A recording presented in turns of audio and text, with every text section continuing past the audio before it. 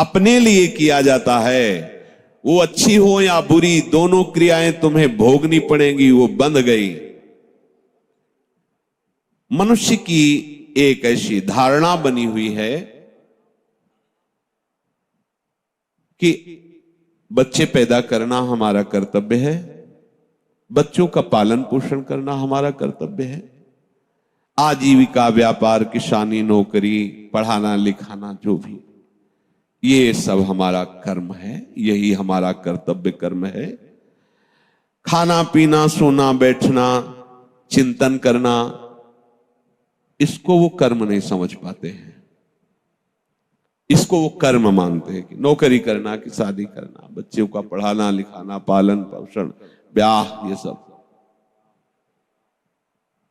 ये कर्तव्य कर्म नहीं है। ध्यान रखना,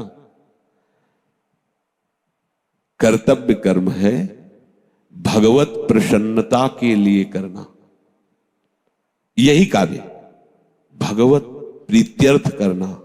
अगर बीच में प्रभु को नहीं लाए तो यही सब कर रहे।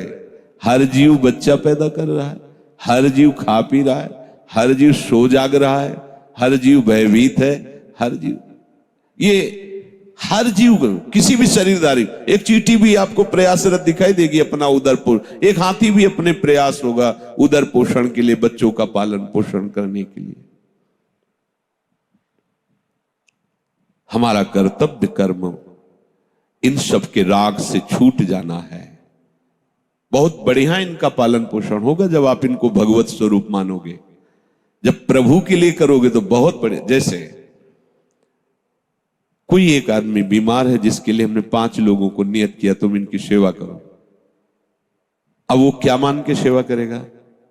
उससे कोई अपना संबंध नहीं, उससे कोई ममता नहीं, गुरु आज्ञा है इसलिए मैं कर रहा हूं, और भरसक प्रयास करेगा मेरी कोई शिकायत ना जाए, मतलब अच्छे से सेवा करेगा, उससे ममता भी नहीं है, आसक्ति भी नहीं है, सेवा भी कर रहा है, परिणाम भगवत प्राप्ति।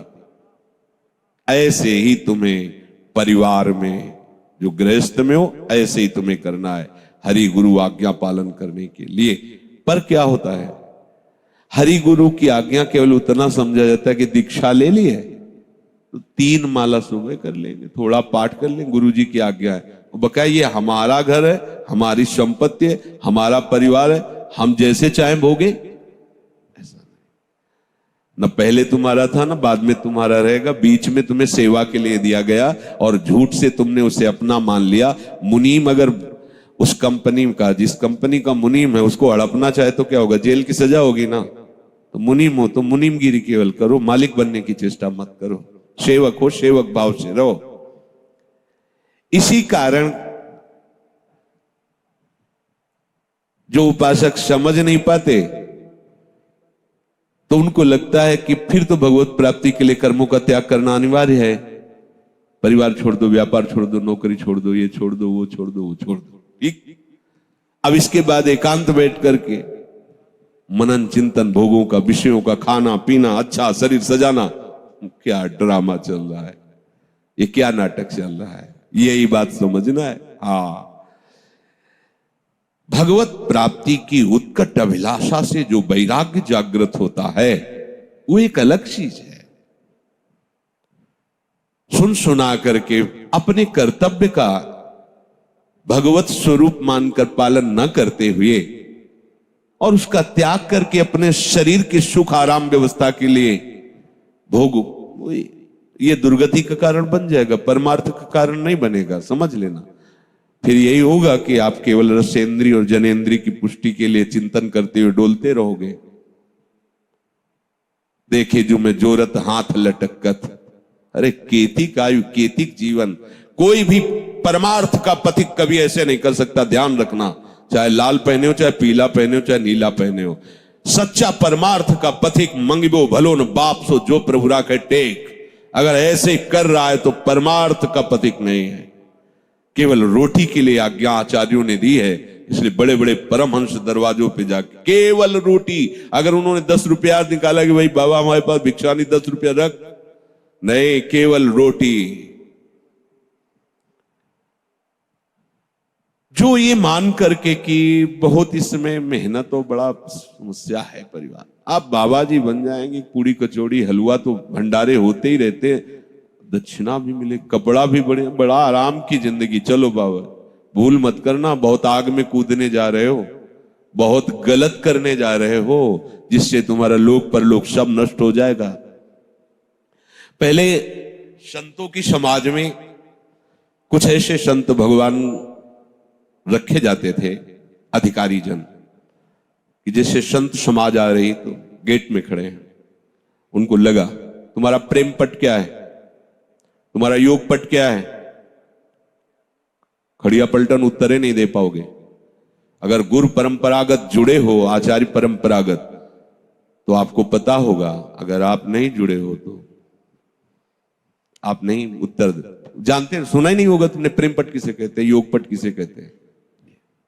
तो धाम है यहाँ, इसलिए नहीं तो हम लोगों को पहले पढ़ाया गया था इस यही बात कि संत समाज में पूछा जाए, अगर उत्तर नहीं दे पाए तो काशी में कपड़े उतरा लिए जाएंगे, मार करके मार थप्पड़ लातों से भगा दिया जाएगा। साधु का नाटक करता है, बदनामी करवाएगा संतों की।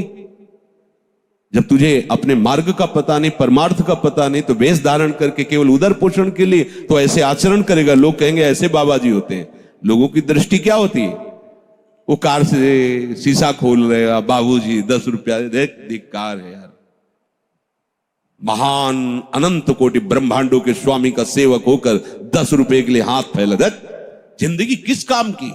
इससे अच्छा है लेवरी कर 350 रुपया मिलेंगे, 8 घंटे मेहनत कर 500 रुपया कमा और खूब आनंद से खा पी। ये क्या लीला है, ये क्या चरित्र है। तो जो अपने उद्देश्य को नहीं समझ पाते, केवल कार्य के भार को और कार्य ना करके उस सुविधा को देखकर, ये बहुत बड़ी हानि होती है। ध्यान रखना, ऐसे लोग भगवान को कष्ट देने वाले कहे गए हैं। वेशधारी हर को बहुत बुरा लगता है।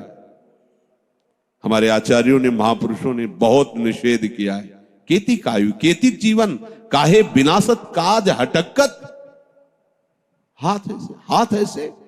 अरे महारानी जी से भी ऐसे नहीं करना, क्योंकि हम उनके शरणागत तो खुद भरण पोषण करेंगी। आप ऐसे कैसे, ऐसा हो ही नहीं सकता, नहीं हो सकता। जिसका उद्देश्य प्रभु है, ऐसा हो ही नहीं सकता।